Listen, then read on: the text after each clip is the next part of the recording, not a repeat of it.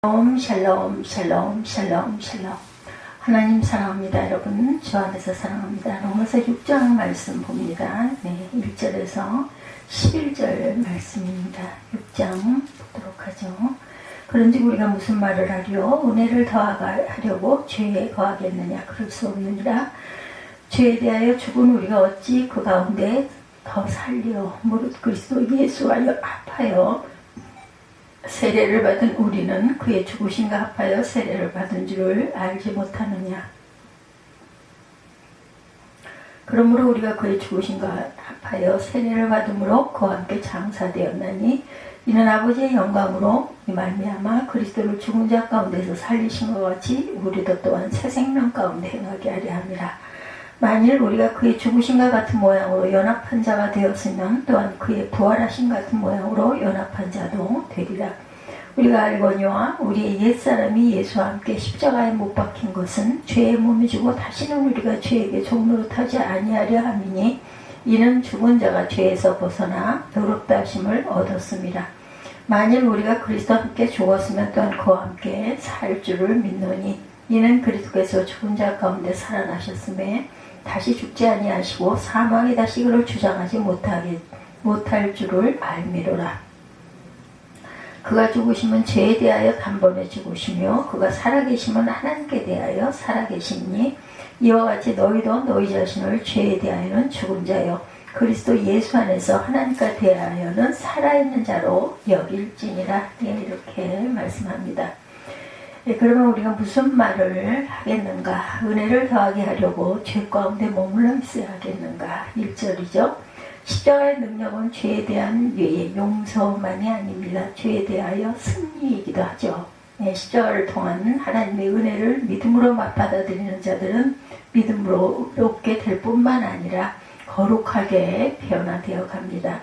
믿음은 예수 그리스도를 통하여 우리를 의롭다 하시는 하나님의 은혜를 믿는 것일 뿐 아니라 예수 그리스도와 함께 우리를 거룩하게 하는 은혜를 또한 믿는 것이죠. 2절입니다.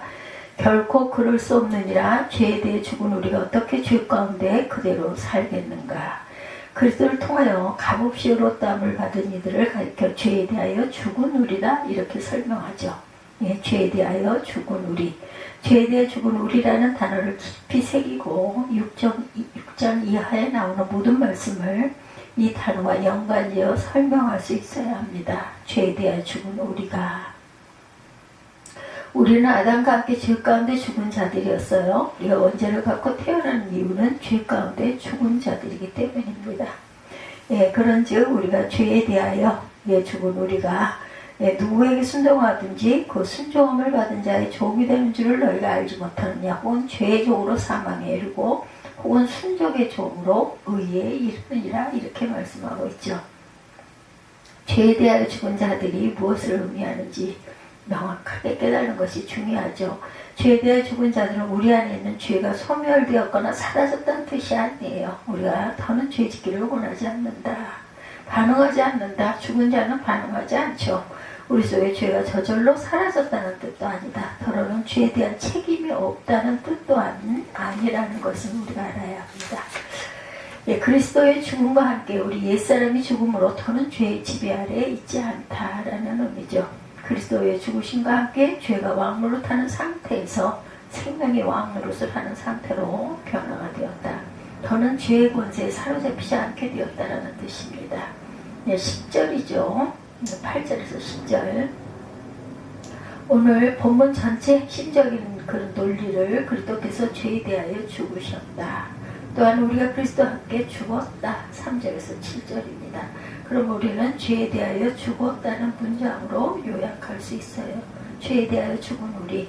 그래서 오늘 6장 1절에서 11절 말씀은 죄에 대해서 죽은 우리입니다. 죄에 대하여 죽은 우리.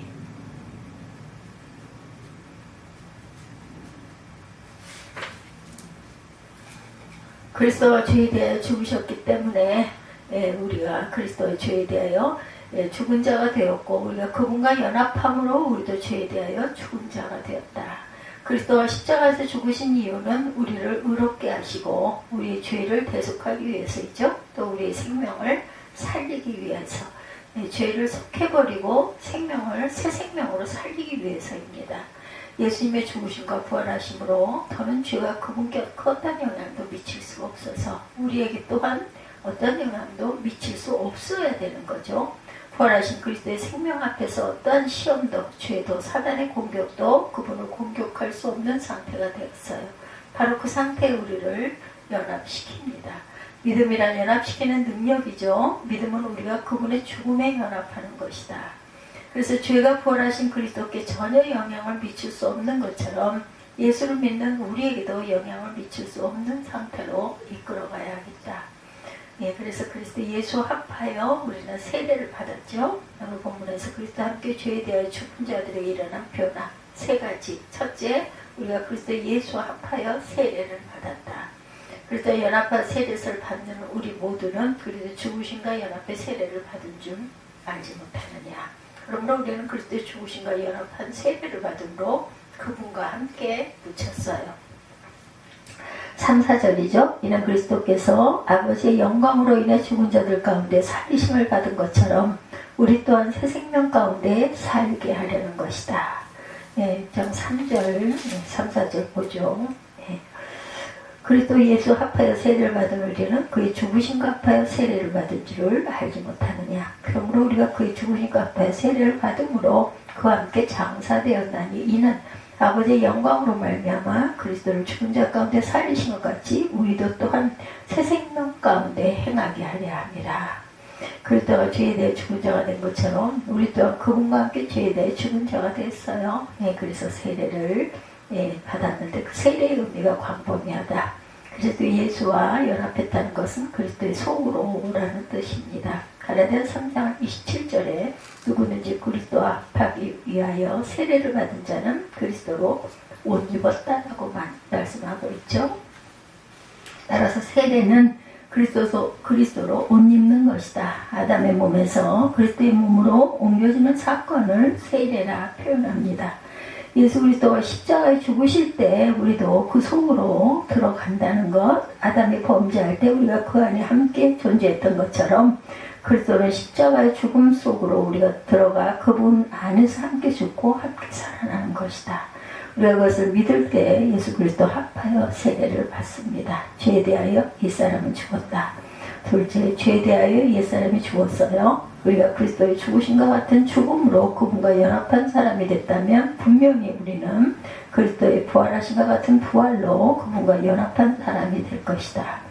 우리의 옛사람이 십자가에 못 박힌 것은 죄의 몸이 멸하여져서 우리가 더 이상 죄의 종이 되지 않게 하려는 것이다. 이는 죽은 사람은 이미 죄에서 벗어났기 때문이다. 5절에서 7절이죠. 5절에서 7절 보도록 합니다. 만일 우리가 그의 죽으심과 같은 모양으로 연합한 자가 되었으면 그의 부활과 같은 모양으로도 연합한 자가 되리라. 우리가 알거니와 우리의 옛사람이 예수와 함께 십자가에 못 박힌 것은 죄의 몸이 죽어 다시는 우리가 죄에게 종노릇하지 아니하리 하니 이는 죽은 자가 죄에서 벗어나 의롭다 하심을 얻었습니다. 의롭다 하심을 얻은 우리가 되었죠.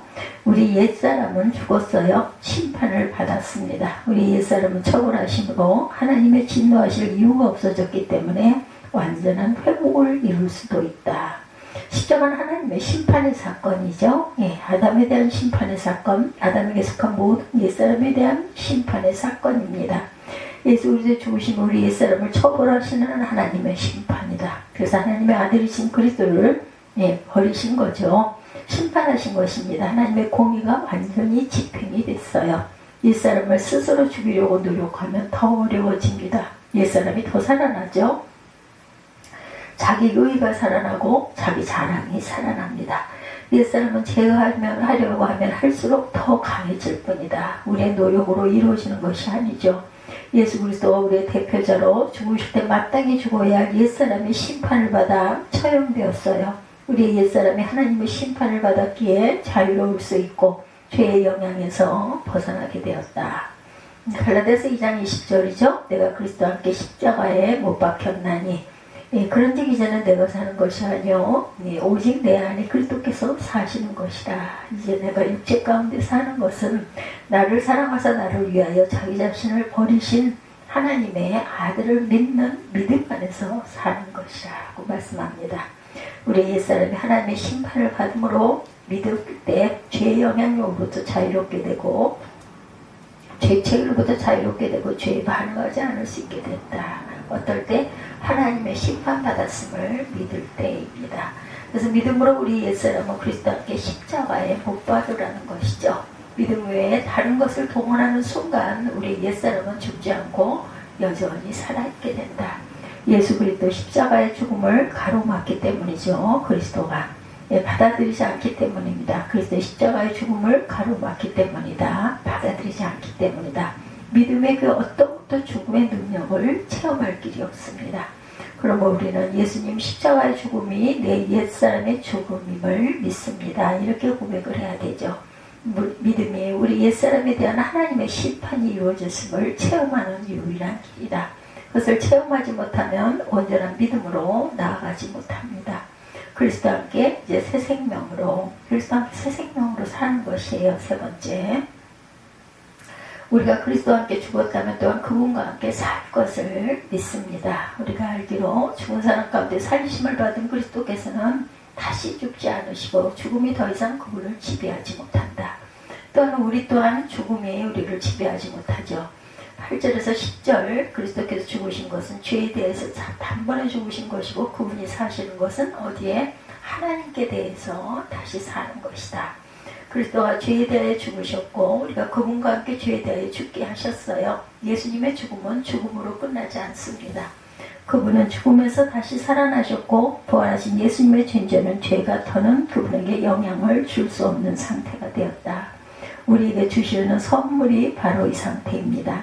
죽음을 경험하고 부활하신 예수님의 생명을 더는 죽음이 지배하지 못하는 영원한 생명일 뿐만 아니라 그것을 믿는 우리에게도 그 생명을 나눠주실 수 있게 되었다. 죽음 이후 새하늘과 새 땅이 임해야만 누릴 수 있는 생명이 아니라 현재의 삶에서 누리는 생명. 예수 그리스도 부활의 생명을 믿음으로 우리는 죄를 이기고 육신을 따라 살지 않고 성령을 따라 살 수 있게 됐어요. 예수님의 죽음과 부활 생명의 효과가 계속 우리 삶에 나타나도록 날마다 그리스도와 함께 죽은 자고 그리스도와 함께 산 자로 살아야 합니다. 이와 같이 여러분도 11절이죠. 자신의 죄에 대하여 죽은 자여 하나님께 대해서는 그리스도 예수 안에서 산 자로 여기라. 11절에 이렇게 증가하죠. 너희 자신을 죄에 대하여 죽은 자여 그리스도 예수 안에서 하나님께 대하여 살아있는 자로 여길지니라. 살아있는 자로 여겨라. 맞다. 그리스도의 죽음과 부활로 우리가 죄에 대하여 죽은 자가 되었다는 것은 논리화되고 개념화되고 체험할 수 있도록 날마다 하는 죄에 대하여 죽은 자요 하나님께 대하여는 산 자가 되어야 합니다. 죄의 유혹이 다가올 때 나는 죄에 대하여 죽은 자다. 그리스도께서 죄에 대하여 죽으셨고 나는 그리스도와 함께 죄에 대하여 죽은 자다. 그리고 하나님께 대하여 산 자라는 고백을 해야 한다. 날마다 나는 죄에 대하여 죽은 자요 그리스도 예수 안에서 하나님께 대하여 산 자다. 계속해서 되새기는 되뇌이는 저와 여러분들이 되시기를 주님의 이름으로 축복합니다. 하나님의 음성이 민감하게 들리고 하나님의 뜻을 생각하고 하나님의 나라가 관심이고 그리고 또한 꿈이고 하나님이 기뻐하시는 일을 행하는 것이 가장 큰 기쁨이라는 소원을 가지는 것이 하나님께 대하여 산 자입니다. 어떤 자? 하나님의 나라가 온전히 하나님의 나라만이 관심이고 꿈이고 하나님이 기뻐하시는 일을 행하는 것이 가장 큰 기쁨이라는 소원을 가지는 것이 하나님께 대하여 산 자.